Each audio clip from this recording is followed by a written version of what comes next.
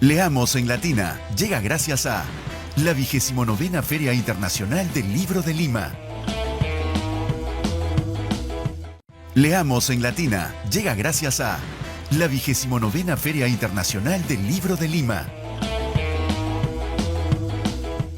Leamos en Latina llega gracias a la 29ª Feria Internacional del Libro de Lima. Leamos en Latina y también en la Feria Internacional del Libro de Lima. ¿Dónde? En el stand de Latina, en el Parque de los Próceres de Jesús María, donde tarde a tarde, noche a noche, conversamos con los escritores que presentan sus publicaciones en esta edición de la FIL 2025. Y este lunes tenemos el inmenso placer de conversar con Pablo Solórzano, quien llega a la Feria del Libro para presentar Lima Dark, Guía de Misterios de la Ciudad, editado con Artífice. Pablo, bienvenido a este espacio. Muchas gracias, Carlos. Gracias por estos minutos a ti, para que nos hables de esta publicación que llama la atención con ese título, una Lima Dark, una Lima oscura. ¿Qué hay en esta Lima oscura que nos vas a presentar? Bueno, una historia paralela, digamos, ¿no? A la gran historia que se sabe de Lima, que se conoce mucho, pero hay, digamos, debajo de toda esa historia todo un magma oscuro, de historias que no se comentan porque, bien por falta de interés en investigar, quizás porque se piensa que de repente no se tiene que decir, pero creo que como yo siempre veo a Lima como una ciudad viva, orgánica, digamos, ¿no? Y como todo ente vivo tiene algo luminoso y algo oscuro. Entonces, esta vez me he concentrado en lo oscuro, justamente. Entonces, nos estás presentando que una especie de guía turística oscura de la capital. Exactamente. Los lugares que para algunas personas puedan ser cargados de energía. Sí. Definitivamente es eso, ¿no? Es como de hecho, el subtítulo es eso, ¿no? Guía de Misterios de la Ciudad. Porque al final se invita al lector, a la lectora, a tomar el libro, leerlo y luego ver en el mapa que está al final del libro dónde están los puntos de los sitios del que hablamos. Y de hecho le hacemos un camino. Entonces el lector, la lectora puede tomar el libro y pasear en el centro de Lima buscando esos puntos justamente oscuros.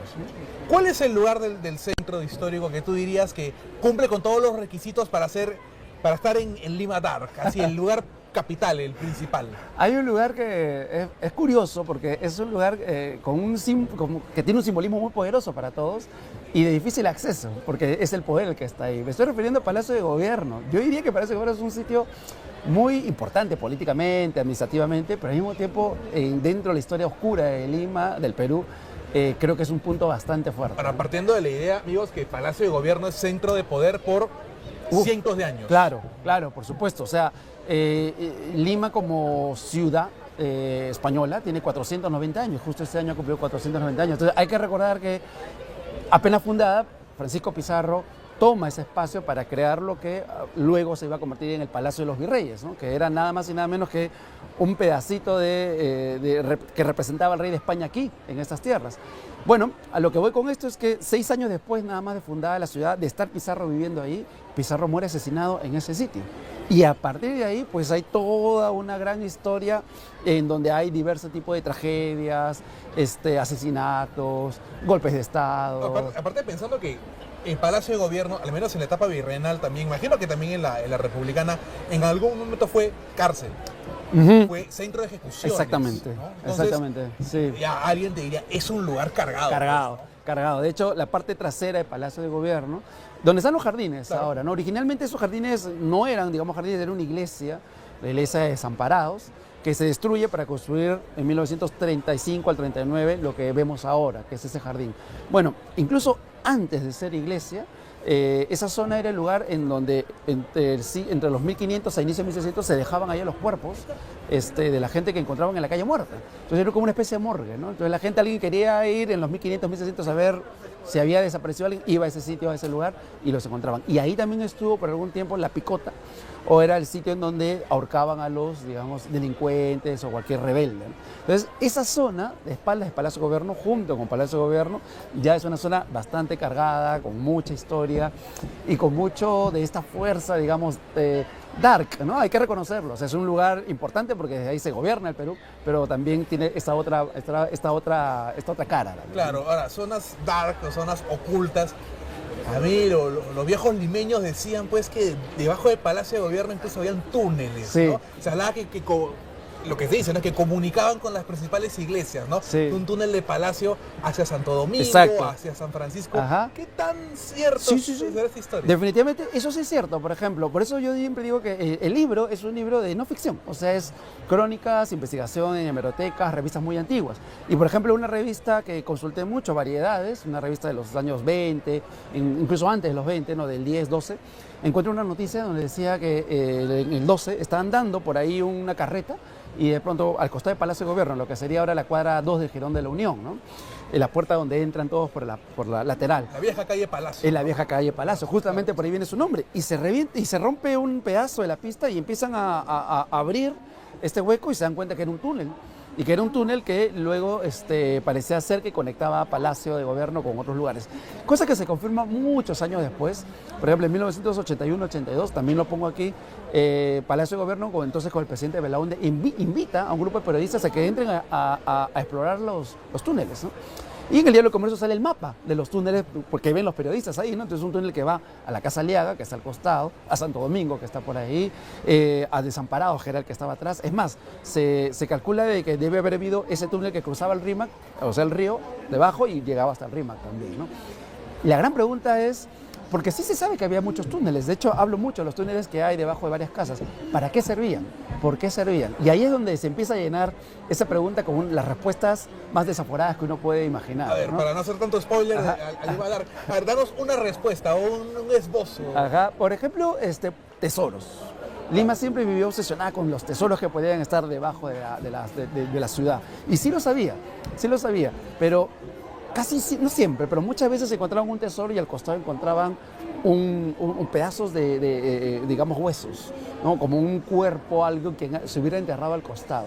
Entonces empezaban a nacer las ideas de que podía haber sido la persona, quizás un esclavizado, que enterró en nombre de su señor el tesoro ahí para que nadie lo encuentre y mataron al esclavizado para que no diga nada y para que cuide más allá de la muerte el tesoro. Entonces la gente empezaba a decir, uy, ahí en esa casa donde hay almas, donde hay estos gritos, estos sonidos, debe haber un tesoro porque debe estar ahí esta alma errante cuidándola. Entonces, como te digo, se empezó a explicar, a dar respuestas a estos túneles, pero posiblemente los túneles tenían un fin más práctico, que era dejar la comida de repente, porque es la zona fría, no había refrigeradores, ¿no? Bueno, cuidar tesoros sí, porque no había bancos, ¿no? Lugares para escapar quizás, ¿no? Entonces, tiene la parte muy, muy práctica, pero también hay una parte, como te digo, mágica, ¿no? Que la gente empezó a llenarlo con explicaciones diversas y que, bueno, la imaginación es inabarcable, ¿no? Desde luego. Chequeando el Lima Dark también uno se da cuenta de la aparición de iglesias, ¿no?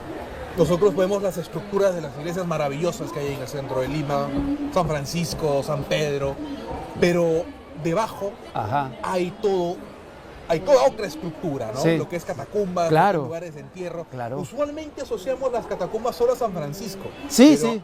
Pero hay más Por iglesias supuesto. con construcciones de ese tipo debajo. Sí, sí, definitivamente todas las iglesias virreinales del Lima Centro, todas, tienen debajo un cementerio. Hay que recordar que, digamos, el pensamiento del momento era que para cuando uno se moría tenía que estar enterrado debajo de una iglesia, algo que te aseguraba el camino al cielo.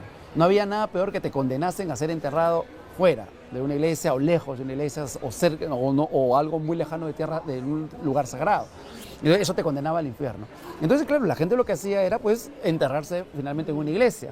Y eso es en todas. Solo que no todas están abiertas al público, no todos tienen la estructura, la infraestructura para las visitas turísticas, excepto San Francisco, la catedral, Santo Domingo, ¿no? Pero después hay todas las que tienen debajo criptas y huesos y más cementerios, ¿no? Claro, ahora son espacios que también pues llaman la atención pues por lo misterioso, ¿no? Por lo que puede atraer a los que ya se interesan por lo oculto, ¿no? Claro, de hecho, lo cuento un poco en el libro, avanzo un poquitito, a ver, para las personas que se interesen van a leer una historia de cómo la iglesia de San Agustín, por ejemplo, que está en Girón Ica, tenía su cementerio y un viajero inglés que pasó o irlandés, recuerdo, pasa por acá Dice, bueno, he visto algunos alumnos de medicina que van y le pagan al señor que cuida para que le venda pedazos de cuerpos, ¿no? Para que puedan estudiar anatómicamente y van y entran y sacan los cuerpos. Entonces eso me pareció alucinante porque lo que yo había leído, lo más próximo que había leído eran los ladrones de cadáveres que había pues en Escocia, ¿no? Y hay mucha literatura sobre eso, en Londres incluso. Pero verlo aquí en Lima, en el Centro Histórico de Lima, algo que parecía que solamente pasaba en otros lugares, eso es lo que me ha servido a mí para también escribir. se da que sale alguien del comercio de San Agustín, baja un poco y saca prácticamente, que es la imagen que nos está mostrando, Exacto, ¿no? exacto. Sí, es eso, ¿no? Hay alguien ahí que solían hacer eso sobre todo con las fosas comunes, que también lo había en ese tiempo, ¿no? Entonces, claro, como eran cuerpos de gente pobre, quizás desconocidas, ¿no? Decían, bueno, pues esto ya podemos comerciar con eso, ¿no? Entonces, me hizo recordar mucho, como te digo, eso de esos ladrones de cadáveres, esta gente que trafica con ese tipo de cosas, y eso es parte de esa Lima oscura también, ¿no? ¿Qué otra zona de la capital, del centro de la capital? Porque Lima Dark se circunscribe a lo que es el centro histórico. Es el centro histórico. El cuadrante de Tacna. Sí, desde Piero, Tacna hasta los la cementerios. Bancay, un poquito más arriba, hasta donde está Barrios Altos, ¿no? Que es una zona con mucha historia también. Ahora, un vecino cualquiera de Barrios Altos, si se pone a escribir, posiblemente escribirá 400 veces más grande que esto, porque hay muchas historias, ¿no? Entonces yo he tenido que escribir algo mucho más condensado, obviamente, pero digamos con mucho fundamento histórico. Ahora, otra zona podría ser, por ejemplo, un sitio que es realmente imponente, aunque está en muy mal estado, pero es imponente, que es el Hospital Real de San Andrés, que está a media cuadra del barrio chino y que ha sido el hospital más antiguo de Sudamérica, ¿no? Entonces era un hospital para españoles que todavía existe, hay mucha parte que ya se ha reducido, pero que todavía existe y actualmente es un lugar en donde ProLima, que es esta institución que se encarga de velar por la restauración de los monumentos, los balcones, trabaja, tiene como talleres, pero de vez en cuando se puede entrar. Entonces, en ese hospital, pues también hasta hace 2 años empezaron a escarbar y encontraron pues cuerpos y cuerpos y cuerpos, porque también tenía su propio cementerio. De las personas que morían, pues. Exactamente, en el hospital, y eran enterrados ahí directamente, ¿no? Hay que recordar que los hospitales en la época de Virreinal, pues no era un hospital, no era un sitio donde uno iba a curarse necesariamente, ¿no? Sino era un sitio para ir a morir. O sea, los hospitales eran los rincones del bien morir. Entonces la gente iba ahí a terminar sus últimos días, además acompañado de rezos, esas cosas. No esperaba que lo curasen. Si se curaba, era porque había una intercesión divina, ¿no? Y Dios había pedido que te salvases. El hecho es que ese lugar no solamente fue hospital, sino desde muy temprana época, o sea, en el siglo XVI, fue usado como manicomio. Tampoco entendamos un manicomio con un lugar para personas con enfermedades mentales como los de ahora. No, porque ¿no? El tratamiento de enfermedades de ese tipo hasta hace 100 o 150 Exacto. años era completamente distinto a lo que es ahora. Muy. Con prácticas que están totalmente desechadas. Completamente inhumanas, ¿no? Completamente inhumanas. Y de hecho, ahí hablo un poco de ese trato que se le daba a esta gente. De hecho, había un patio que le llamaban el patio de los locos, justamente porque ahí es donde a ellos los recluían. Y bueno, eran gente que lamentablemente vivieron en las peores condiciones, ¿no? Por eso hay mucho sufrimiento también ahí en ese hospital, hay mucho dolor que se percibe, se siente, la gente que murió ahí.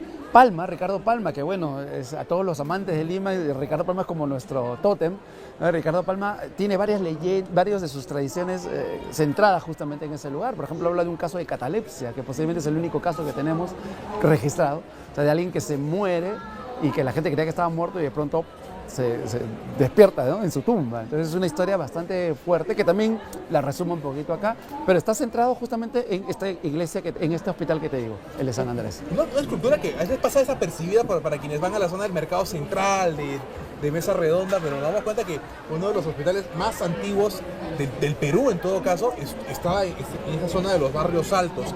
Zona de la que en algún momento también se dijo que pudo haber albergado las momias de los incas.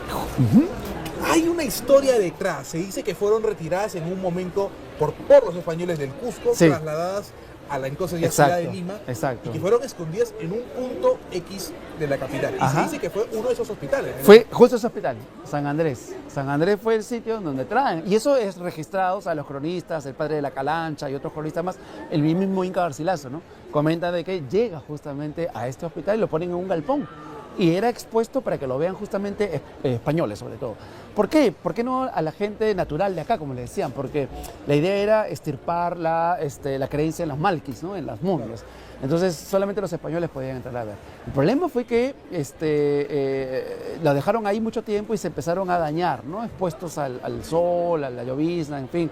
El hecho es que parece ser que se redescubren en más o menos finales de 1800, pero parece ser también, lo digo siempre así en condicional porque hay suposiciones de que fue en ese momento que lo desecharon, a finales de 1800, en el cementerio Presbítero Maestro. O sea, esa es la teoría, que es posible que lo hayan llevado al cementerio Presbítero Maestro a una fosa común y los señores incas, los grandes reyes del antiguo Perú, acabaron en una fosa común general, finalmente, en el cementerio Pero general. ¿estás hablando de lo que es la época en que se construye el presbítero maestro o ya en tiempo posterior? Posterior, porque el cementerio ya se había construido en 1808. Y este caso posible de retiro de estas momias, de los incas, sucedió a finales de 1800. Estamos hablando de 1895, 1897, más o menos. ¿Vale? Entonces, justamente es cuando ya el cementerio tenía casi 100 años, casi, ¿no? Y ahí es donde lo llevan.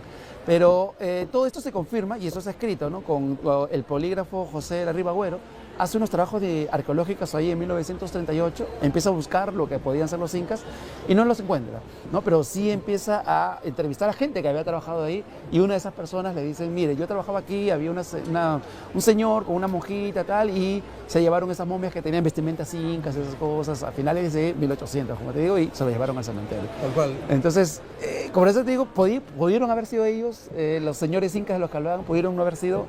Uno de los tantos restos que estaban en el propio hospital, ya queda para la duda de la historia. Eso, el misterio, ¿no? El misterio, ¿no? Desde luego. Pablo, siendo tú un especialista en turismo y poniendo el ojo en el centro de Lima, tenemos un centro hermoso, pero que puede estar mejor siempre. Siempre. ¿Qué nos falta? ¿Qué crees? ¿Te gusta el trabajo que está haciendo ProLima en estos momentos? Sí, por supuesto. ¿Hay futuro para el centro histórico? Sí, por supuesto. Yo creo que pasa que el centro de Lima ha sido abandonado muchos años, muchísimos años. O sea, estamos hablando de un proceso digamos, de destrucción que empezó más o menos en los años 30 para adelante. Ya te digo que en el 30, cuando construyen el Palacio de Gobierno, destruyen una iglesia, la iglesia de Zaparrados que estaba atrás, y muchas iglesias más, todo por la modernidad, ¿no? Destruyen con la avenida Tacne, con la avenida Mancay, cientos de casas, muchos balcones, Entonces, esa destrucción que vino, digamos, como una política de Estado, también ya se replicó en los vecinos, que también empezaron a destruir fácilmente. Entonces, estamos hablando de 80, 90 años de destrucción. Recuperar esos 80, 90 años van a necesitarse mucho tiempo. Hay cosas que se están haciendo y yo lo celebro. Hay cosas que se pueden mejorar, ¿no? Pero yo siempre digo que una ciudad es su gente.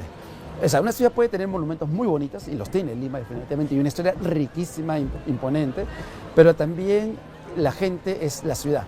Y si la gente no ayuda, no protege, entonces de nada sirve recuperar edificios si la gente no va a estar comprometida con esa recuperación, ¿vale? Entonces, parte del trabajo de la gente que estamos en turismo, en cultura, es eso, es servir de puente entre esta ciudad, este patrimonio, y estos vecinos que quieren conocerla, ¿no? O que podrían conocerla y a través de eso apreciarla. Ahora, tomando en cuenta pues que hay toda una sociedad que debe involucrarse. ¿Por qué? Porque hablamos de gobierno, claro, hablamos del público en general, de los vecinos, porque hay que recordar que el centro histórico de Lima es hogar de cientos de familias, sí, ¿no? Es cierto. No solo lo podemos ver como el lugar donde están los restaurantes, los museos y las iglesias, sino porque albergan a varias personas que viven ahí, hacen su vida cotidiana y también tienen voz y voto en esa situación.